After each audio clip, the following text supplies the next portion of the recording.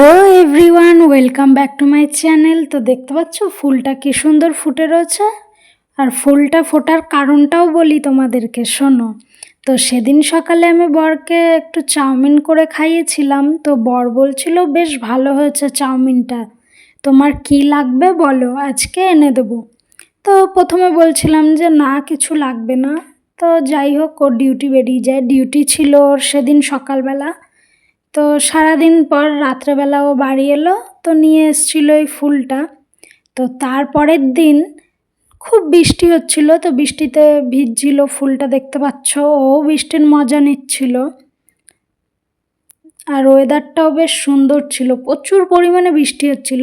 আর ঠিক তার পরের দিনই খুব রোদ উঠেছিল, আকাশটা বেশ ঝলমলে ছিল। আর তার জন্যই হয়তো ও নিজেকে গুটিয়ে রাখতে পারেনি, তাই নিজের পাপড়িগুলো মেলে রোদটা উপভোগ করছে। তো কেমন লাগলো ভিডিওটা প্লিজ কমেন্ট করে জানিও।